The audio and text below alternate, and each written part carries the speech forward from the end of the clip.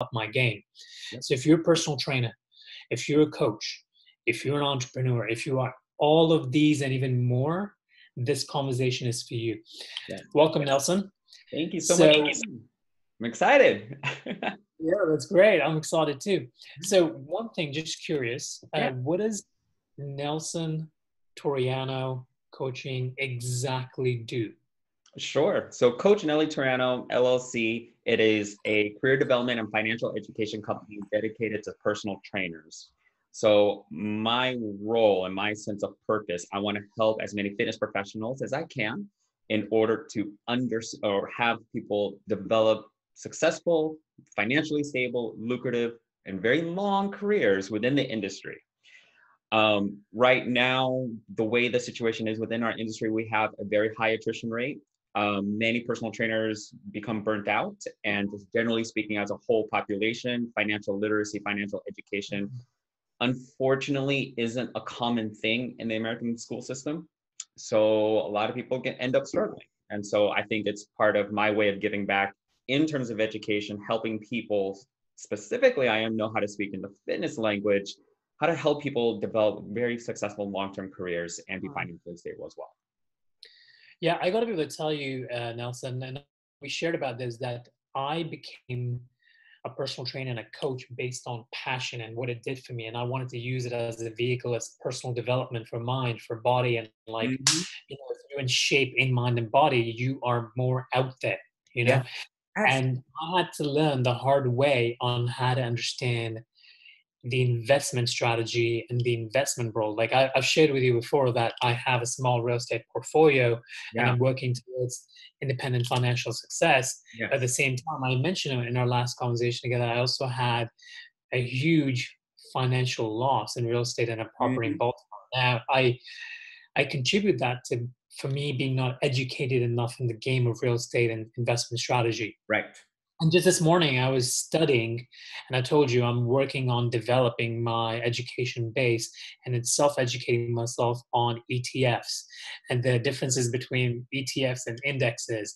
Yep. And for average investors like us, stocks versus ETFs, Yes. and then wealth preservation versus wealth growth. And I'm constantly educating myself, and I have a little bit of a basic background and knowledge base, but there's a lot of trainers and coaches out there that are brilliant in the Mm-hmm. science of Yep. coaching and personal training, as you know this. Yeah. And they're trying to figure out, okay, well, how can they set themselves up for also being financially independent? Exactly. So, It's really common, and when we take a step back, since we're so into the industry, and it's very easy to have a myopic viewpoint when it comes to cash, when it comes to money. We've all heard it. We've all been advised to have multiple sources of income. I mean, it's a truism that I agree with. But when I started analyzing that piece of advice, there is a certain limitation that many fitness professionals have. So the default mindset when hearing that advice is have multiple sources of revenue generation, but their mindset always goes to X number of sessions times the rate. So it's usually just those two factors. So I will often see personal trainers say, what else can I do? Well, let me offer online courses. Let me do small group. Maybe we target a different market or something like that. But it's always, I need to provide service to someone else. Who else can I do it? And how can I do it? And then mm, the other side is, how much can I charge? Do I um, gross it up? Do I apply 5% discount? And how do I price myself? I say it's myopic. It's a myopic mindset because you're only having two factors determine how much income that you can actually have. But when the advice is have multiple sources of income, when you start thinking about money, there are millions of vehicles in order to generate cash. You have to step outside of the industry. So this is, you're right. You have to study the financial markets. There's so many opportunities there. When we look at real estate, there's so many opportunities there. And there are many successful personal trainers who have very long career, entrepreneurial careers, who use investments to supplement their primary source of income. You are still nonetheless a trainer, you're still nonetheless a fitness professional, but you have multiple sources of income that supplement what you already do. And that gives that single person who has that strategy more reassurance that mm, they can risk, no matter the economic conditions, for example, that we're in, because there's constant cash flow. So I would like personal trainers to step out of the industry for a second, increase the mindset to an abundance mindset, and see there's so many opportunities and so many possibilities if you were to get out of that limited framework. Hmm. So this is one value that I have for my company, is encouraging personal trainers, think bigger. There is a lot of opportunity. You can look around you. I mean, if you're looking at real estate, there's a lot of opportunity around you. Okay, so that's interesting because mindset is everything, in my opinion. I mean, if you can train your mind to Mm, in a hmm particular way, which is complementary to your goal achievement strategy, hmm business. I mean, I always give examples to my clients about strength training and I compare it to life. So if you can do a single leg squat versus a double leg squat bilateral, you're that much more ahead and stronger in the game and a little bit more resilient. But Yeah. where's the starting point? A beginner would learn how to squat first, which is hmm like squat, the bilateral squat. So what I want to know is, what is the key exercise and strategy on how we can all think like this hmm versus this, from what I'm kind of hearing what you're saying.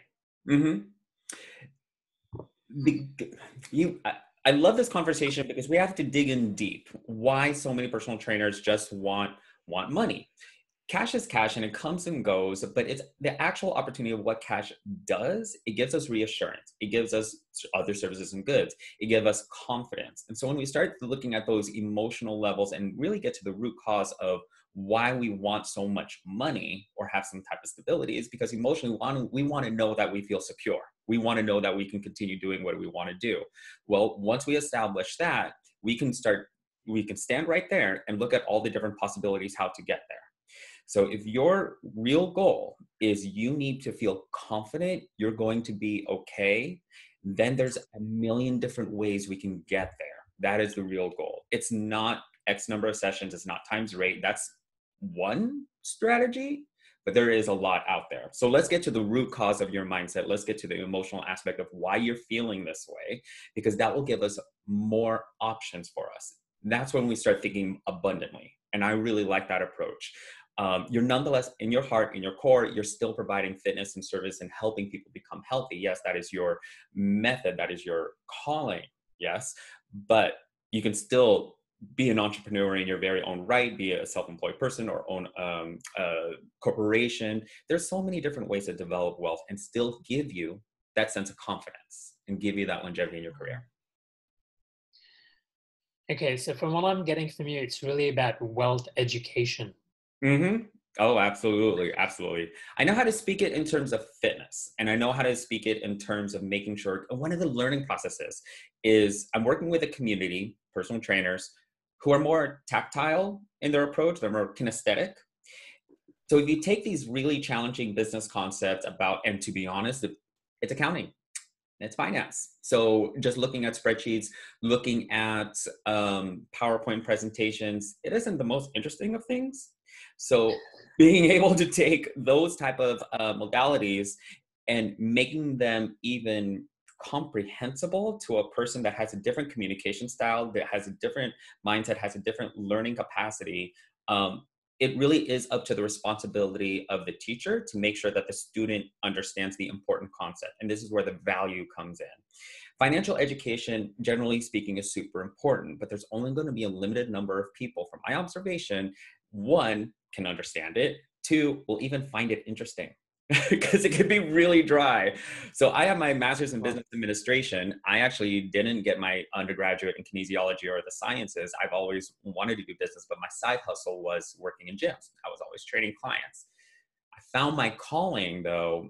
I found my calling in my mid 30s. I was actually working in search engine optimization. I was building websites. I'm based in here in Silicon Valley. So it was just natural that I ended up finding myself in tech.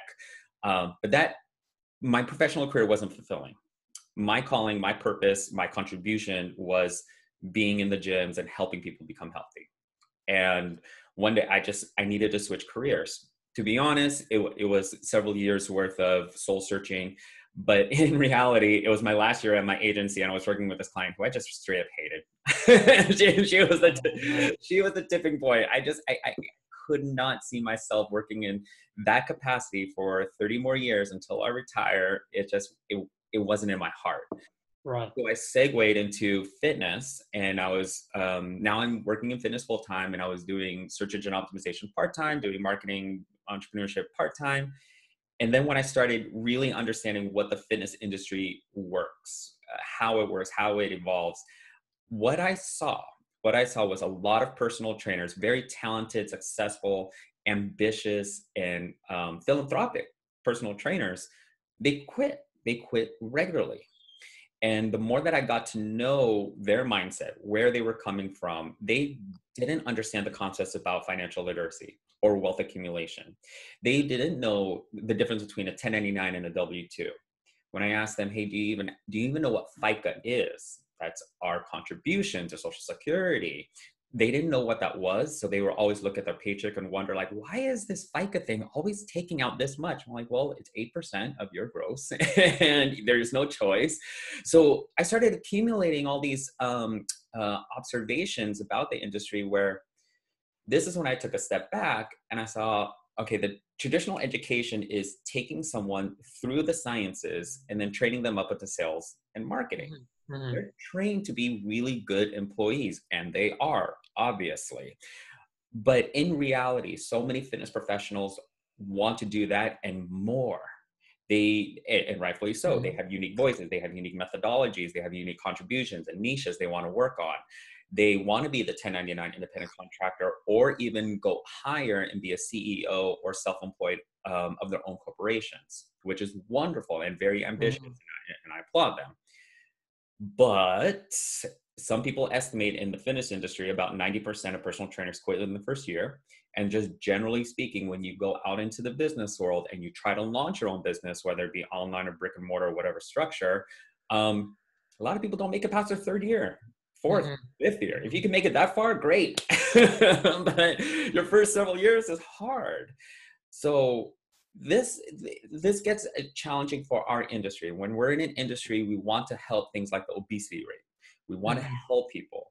But if there's constant attrition, then we're not fulfilling upon what we set out to do. We're not helping people, and to optimally, okay, as much as we want to.